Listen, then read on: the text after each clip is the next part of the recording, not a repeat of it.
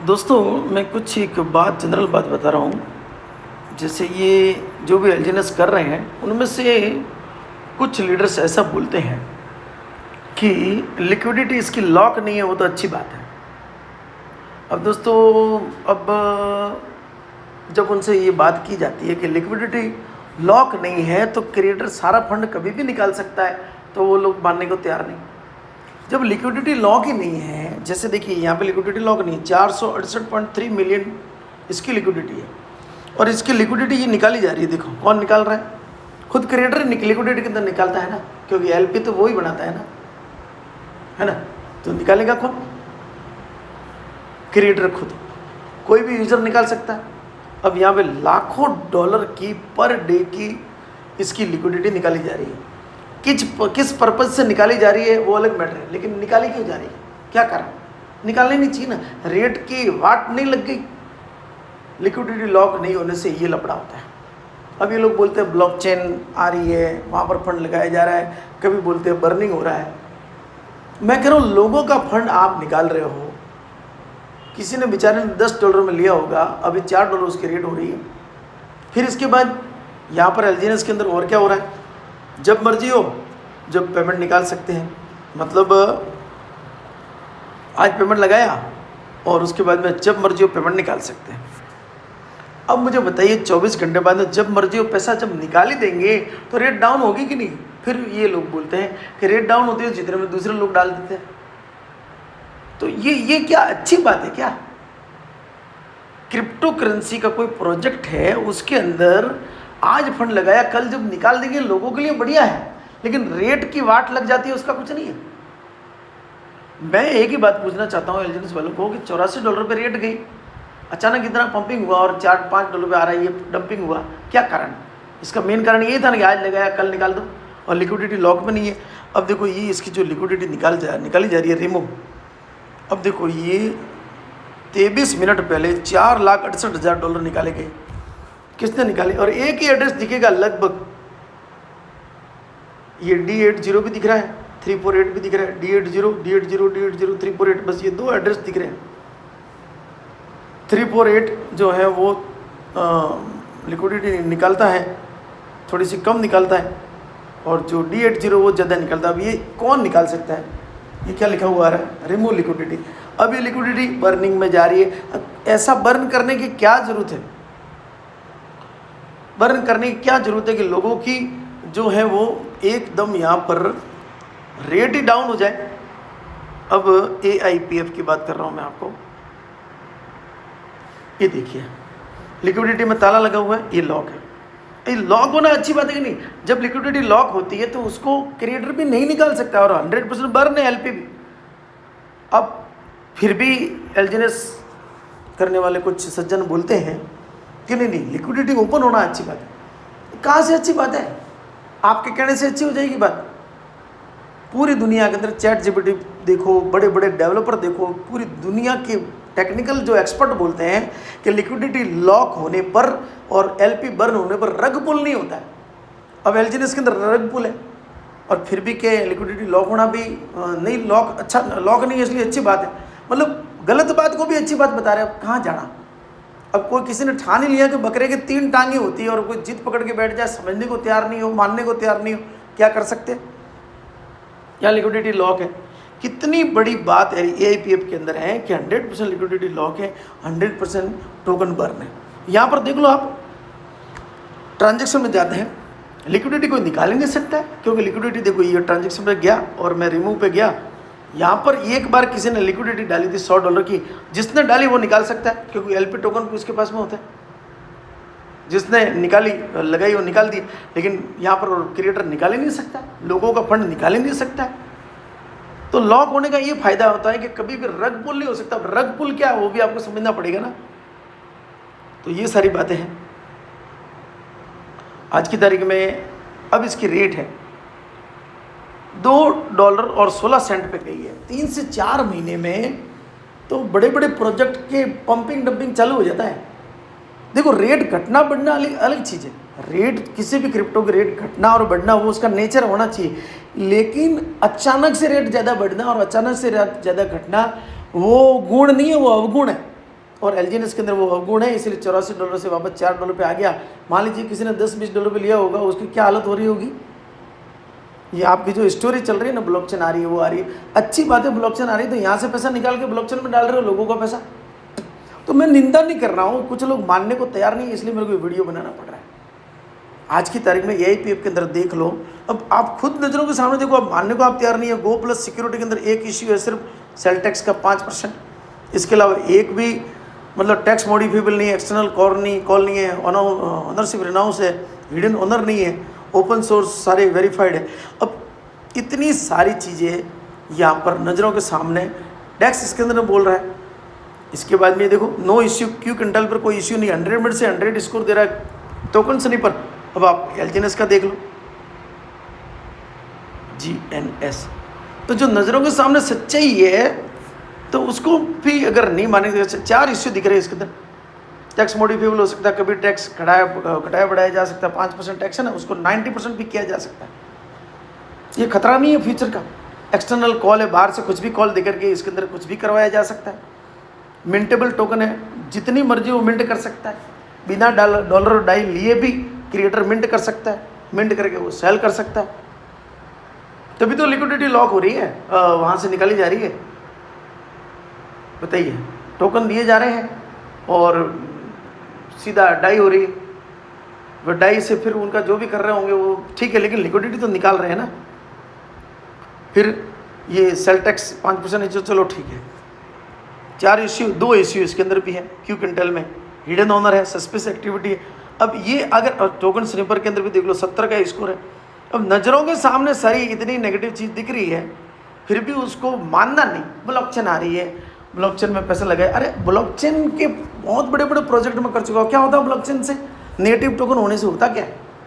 Blockchain ये जो personal blockchain लेकर के आते हैं ना, जब तक उसका सोर्स कोड गिटहब पर वेरीफाई नहीं हो, जब तक पब्लिक नोड नहीं लेवे, तब जब तक वो पब्लिक ब्लॉकचेन बने नहीं, जब तक उसके सैकड़ों हजारों नोड नहीं हो, या वैलिडेटर नहीं हो, या माइनर नहीं हो, कब क्या मतलब रहा उसको निजी ब्लॉकचेन लाने का? उसके अंदर कितना अपडेट होता रहता है, अपडेट तो चलो होना अच्छी बात है लेकिन ब्लॉकचेन लाना और नेटिव टोकन होना, इससे कौन सी सिक्योरिटी हो गई, कौन सा बढ़िया काम हो गया? मैं तो कह रहा हूँ कुछ भी इकोसिस्टम आ रहा हो बहुत अच्छी बात है, लेकिन लिक्विडिटी निकाली जा रही है, वो नज़रों के सामने दिख रहा है। क्यों निकाली जा रही है? क्योंकि वो लॉक नहीं थी। AIPF के अंदर सारी लिक्विडिटी लॉक है। कितनी ये गुण की बातें हैं। और सबसे बड़ी बात क्या है, AIPF के अंदर कभी भी पंपिंग और डंपिंग नहीं हो सकता। रेट घटेगी बढ़ेगी, तभी तो $1 से $2 वही बढ़ तो रही है ना। ऑर्गेनिक तरीका होता है, एक होता है केमिकल वाला तरीका, अचानक रेट खुद बढ़ाई जाती है, खुद घटाई जाती है। वो चीज़ यहाँ नहीं है, असंभव है। यहाँ 6.25% से ज़्यादा रेट बढ़ते ही सीधा ALS सक्रिय होता है और वो उसके अंदर डॉलर और AIPF पड़े रहते हैं। अरे वो तो ट्रेडिंग कर रहा है एक स्मार्ट कॉन्ट्रैक्ट ALS, जो कि इथेरियम ले रहा है, बिटकॉइन ले रहा है, पॉलीगॉन ले रहा है, और वो खुद जैसे रेट बढ़ती है ना 6.25% वो सक्रिय हो जाता है और AIPF वो सेल करता है और रेट को वापस मैनेज करता है, स्टेबलाइज करता है। रेट जैसे डाउन होती है तो वो भी उस समय भी वो उसके अंदर USDT पड़े रहते हैं, उससे वो AIPF खरीदता है और वापस रेट को स्टेबलाइज करता है। इसीलिए ऑर्गेनिक तरीके से $1 से $2 पे AIPF आया है और ये महीने का 1 साल का 36 गुना दे रहा है पर डे 1%। लोग बोलते हैं कि एलजीएनएस के अंदर जब चाहे पैसा निकाल सकते हैं, तो यहाँ भी निकाल सकते हैं ना। 24 घंटे के बाद में आप निकाल दो, 0.6% आएगा, लेकिन तत्काल निकालोगे तो 20% डिडक्शन होगा। तो ये डिडक्शन तो होना ही चाहिए ना। डिडक्शन नहीं होगा तो लोग आज पैसा लगाएंगे और कल मान लीजिए मेरे साथ किसी बंदे ने ज्वाइनिंग ले ली, 2-4 दिन बाद वो किसी और बंदे के साथ ज्वाइनिंग ले लेगा और अपलाइन बदलता रहेगा और रेट डाउन करेगा, डंपिंग करेगा, सिस्टम की वाट लगा देगा। 2 साल से एलजीएनएस चला, सैल्यूट है, बिल्कुल सैल्यूट है, उसने बहुत मतलब अच्छा काम किया। लेकिन रेट पंपिंग और डंपिंग क्यों हुई? इन्हीं अवगुणों की वजह से, और फिर भी लोग मानने को तैयार नहीं है। तो ये तो वो सारी बातें हो गई ना कि नॉलेज भी नहीं और मतलब फिर भी अपनी बात पर टिके रहना और वो भी जिद पकड़ना और बात माननी नहीं, सच्चाई को भी एक्सेप्ट नहीं करना। अब मैं कहता हूँ कि जब लिक्विडिटी लॉक होना तो बहुत अच्छी बात है, तब उसको भी बात समझ में, ये बात भी अगर नहीं समझने को तैयार है तो फिर ये तो फिर क्या कर सकते हैं। लिक्विडिटी लॉक अगर होगी तो रग पुल नहीं होगा। ये तो खास स्मार्ट कॉन्ट्रैक्ट और टोकन का और कॉइन का गुण होना चाहिए स्मार्ट कॉन्ट्रैक्ट का। यहाँ पर 5 AI based contract, smart contract है, सबके अलग अलग काम है। एक टोकन की मिंटिंग करता है, जब डॉलर आता है तो टोकन की मिंटिंग होती है, और विड्रॉल के भी अंदर यहाँ मैकेनिज्म लगा हुआ है। एक साथ आप विड्रॉल करने जाओगे तो उसका भी एक तरीका है, उसकी वजह से डंपिंग नहीं होने देता। टोकन हो या कॉइन हो, लोग आते किस लिए? अचानक रेट बढ़े नहीं और अचानक रेट घटे नहीं और डंपिंग पंपिंग नहीं हो, रग पुल नहीं हो, इसीलिए तो लोग आते हैं। बाकी तो सारी हिस्टोरिया कितने भी चलाओ, कितने भी इकोसिस्टम लाओ, कुछ भी करो, ठीक है, अच्छी बात है। यहाँ पर भी अभी तो पहला फेज है EIPF का, 3 महीने के बच्चे ने हिला दिया है अच्छे को।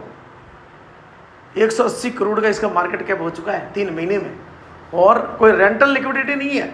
इनकी लिक्विडिटी $5,000 इन्होंने डाली थी, 25,000 टोकन बने थे, उसमें से 5,000 टोकन का उन्होंने पूल बनाया था $5,000 डाल के, बाकी के 20,000 टोकन इन्होंने वहाँ पर रखे थे, किसमें? ट्रेजरी में। और अभी 82-83 लाख EIPF जो है वो मिंट होकर के आए हैं, उसमें भी 95% सप्लाई सारी लॉक है, और करंट सप्लाई तो नहीं के बराबर है। और लोगों के पास टोकन ही है तो बेचेंगे क्या अचानक, और क्या रग पुल करेंगे, मतलब क्या रेट घटाएंगे। इतने गुण हैं इसके अंदर। अभी तो फेज 1 चल रहा है, फेज 2 भी आ गया है, जो डाउ सिस्टम लागू हो गया है, डाउ गवर्नेंस, डाउ काउंसिल, उसकी वेबसाइट भी आ चुकी है। और तीसरा फेज आने वाला लैंडिंग और बोरिंग का, एक से बढ़कर एक इकोसिस्टम आने वाले। सोचो इस टोकन की कितनी बड़ी डिमांड होने वाली है। और यहाँ पर ऑनर भी छिपा हुआ नहीं है, ऑनर 2 बार, क्रिएटर 2 बार बाइनेंस पे लाइव आ चुके हैं। यही तो बात है, मतलब यहाँ पर ऑनर, क्रिएटर, डेवलपर 2 बार बाइनेंस पे लाइव आ चुके हैं। सुबह की 5-8 बजे की मीटिंग में करीबन 500 प्लस लीडर्स आते हैं, शाम को 8 बजे की मीटिंग में 1000 प्लस लीडर्स आते हैं। लोगों की इनकम 1-1 लाख से लेके 5-5 लाख पर डे हो चुकी है। अचानक से रेट बढ़ती नहीं है, घटती नहीं है। क्या विड्रॉल का मैकेनिज्म और क्या स्मार्ट कॉन्ट्रैक्ट, और सारे स्मार्ट कॉन्ट्रैक्ट रिनाउंस्ड है, मतलब क्या गजब की मैकेनिज्म है। अब कोई चीज़ एलजीएनएस पहले आ गया, अच्छी बात है, उसको सैल्यूट है। इसके बाद में कोई चीज़ आएगी वो खराब ही होगी, अगर समझोगे नहीं तो पछताओगे। EIPF ये इथेरियम की तरह है, जैसे बिटकॉइन आया था ना, बिटकॉइन ने एक बहुत अच्छी छवि बनाई, लेकिन इथेरियम आया तो स्मार्ट कॉन्ट्रैक्ट की दुनिया लेकर के आया। तो बाद में आएगा, वो ज़रूरी नहीं है कि वो पहले आया उससे कमज़ोर होगा, वो उससे भी ज़्यादा गुण लेके आ सकता है। और EIPF ने इथेरियम की तरह काम किया है। अगर एलजीएनएस बिटकॉइन है तो EIPF इथेरियम है, मतलब गुणों की खान है।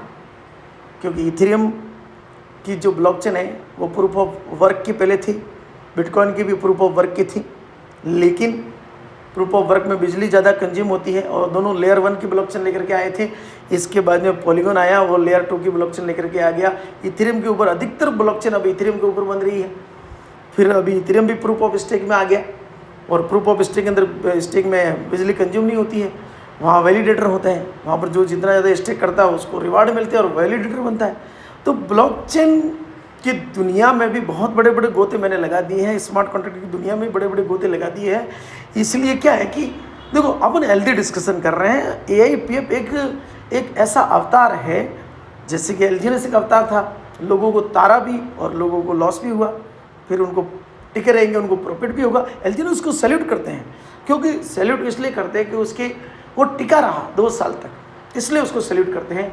लेकिन EIPF है ना, 3 से 4 महीने में उसने अपना अवतार रूप दिखा दिया है। मतलब सोच के देखो, आने वाले 1 साल 2 साल बाद कितना बड़ा काम होगा। यहाँ 1% पर डे आता है, यहाँ पर भी आप 24 घंटे के लिए आप स्टेक कर सकते हैं, 0.6% पर डे देगा।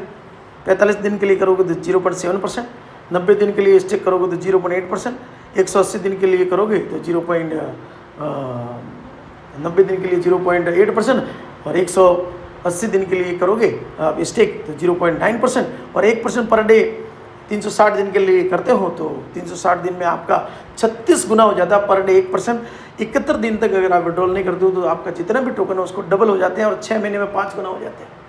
और वर्किंग की इनकम अगर देखने जाए तो एलजीएनएस के अंदर 3-3 लाख मेंटेन करनी पड़ती है, $50,000 का आपको मेंटेन करनी पड़ती है, तब जाकर के आपको जो अर्निंग आती है ना, उसकी अर्निंग का 10 गुना अगर $1.5 लाख का यहाँ बिजनेस कर दिया जाए, सिंगल लेग से भी यहाँ पर अर्निंग आती है, और रैंक निकलती है 15 रैंक के। यहाँ पे 15 डायरेक्ट करने पर 15 रैंक के लिए आप एलिजिबल हो जाते हो। सिर्फ एक रैंक आपको, जितने भी आप लोगों को जोड़ोगे उसकी उनकी ROI का 10% आता है। लेकिन जैसे $5,000 का बिजनेस हो जाता है आपके किसी भी लेग में, टोटल मिला करके चाहे सिंगल लेग हो, तब भी आपको आपकी पहली रैंक निकलती है नोवा, और उस समय आपको 10% मिलता है डिफरेंस का, मतलब 10% नोवा का मिलता है और डायरेक्ट का जो 10% आ ही रहा था वो 20% हो जाता है।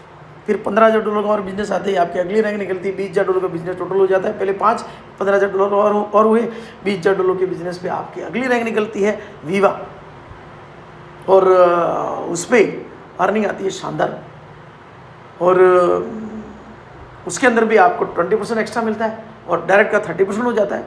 तो डायरेक्ट का 30%, 40%, 50, 60, 70, 150% तक मिलता है डायरेक्ट का अर्निंग का। मतलब क्या गजब की इनकम, और क्या working income, non working income, क्या टेक्नोलॉजी, क्या सिस्टम, क्या विड्रॉल का सिस्टम, क्या मतलब पंपिंग डंपिंग नहीं होगा उसका क्या मैकेनिज्म, गुणों की Khan, liquidity lock, creator hidden नहीं, डेक्स टूल, डेक्स इसके अंदर टोकन स्लीपर गुणगान कर रहे हैं। इतनी बड़ी चीज़ है